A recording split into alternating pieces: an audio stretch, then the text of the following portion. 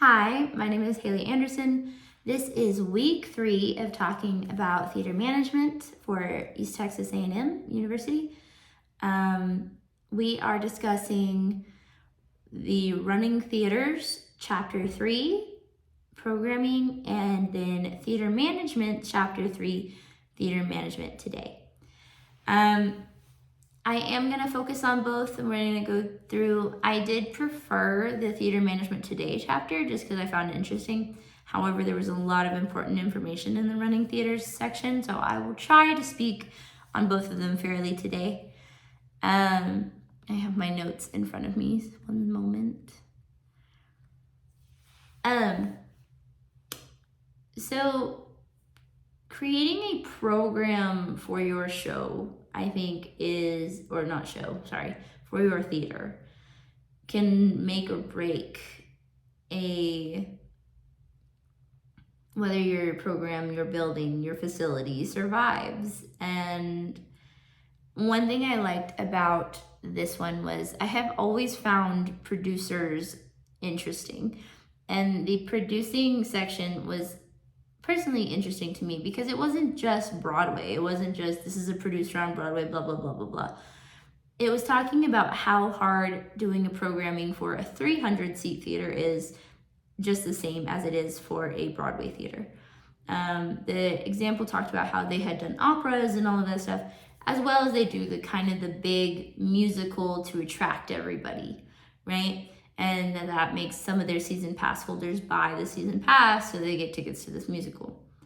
And I'm going to discuss season pass holding later, but to me that was interesting as to what do we do to grab our perspective? What do we do to grab our audiences to make sure that I think our program is interesting?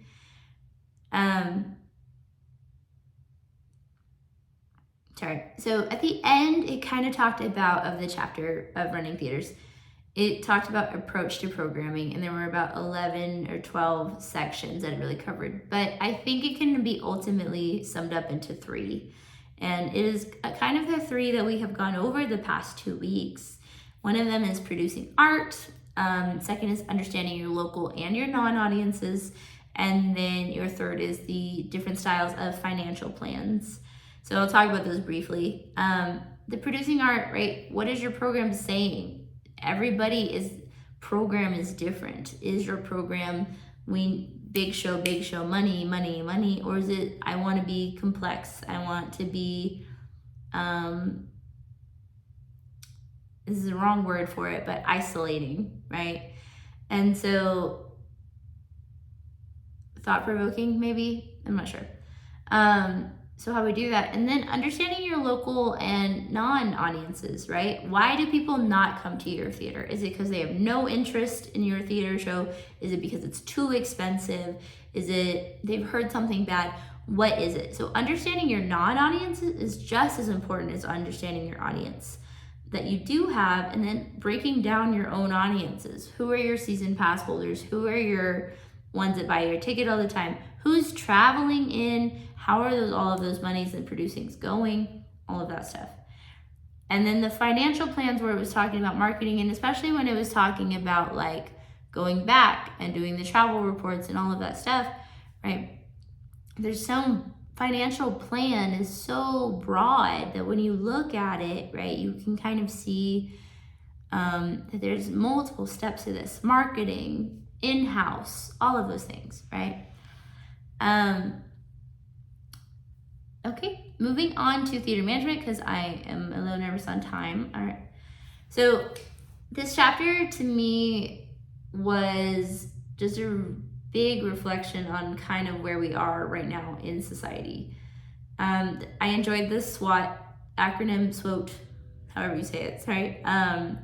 The strengths, weaknesses, opportunities, and threats, right? Honestly, you could use that for yourself as a person or any company or any program, really, right? What are we good at? What are we not good at? What are we maybe could do? What's in danger, right? I found that quite interesting, just in the realm of people, right?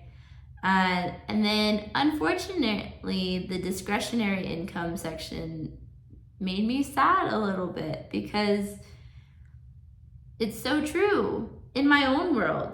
So discretionary income, I'll define it quickly, is basically your extra income. Like what you have left, what are you gonna spend it on? Like this Lego box right here, I bought with my discretionary income, and I've been trying to find the time to build it.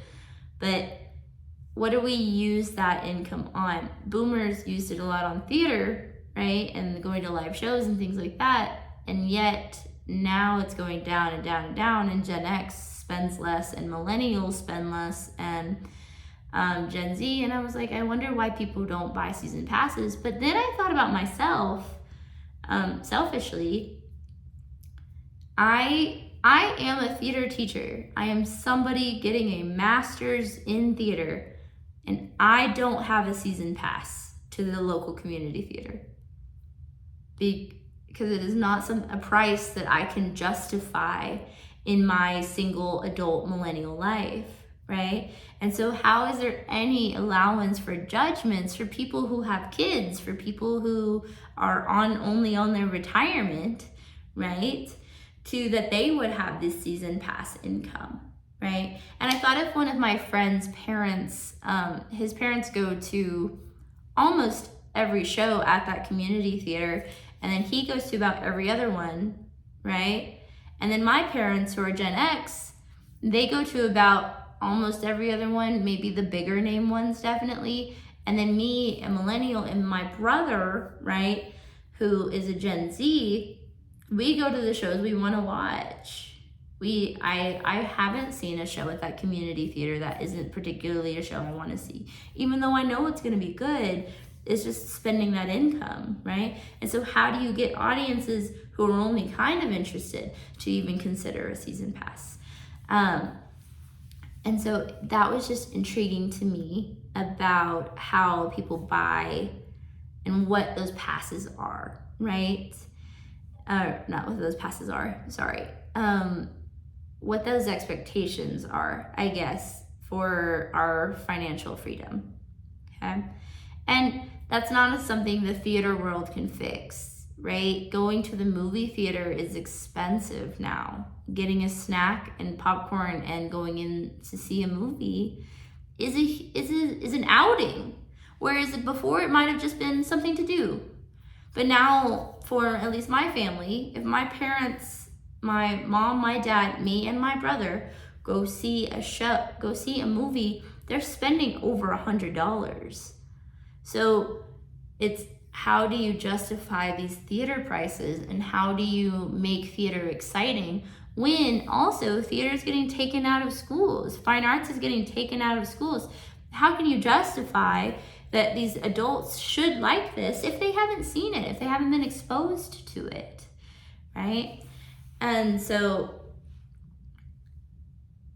basically kind of what I would say is that theater has survived harder things than this, but it is hard in a whole new way. And so a theater manager,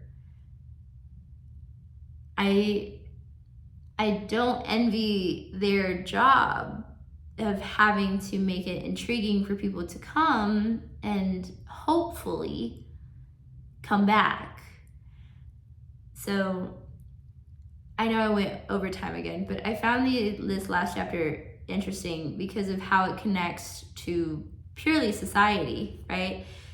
This is the problem in society. Everybody is competing for money, right? And so if you're trying to make art and share community, how do you make it worth money, which is what most people focus on? Thank you. This was week 3.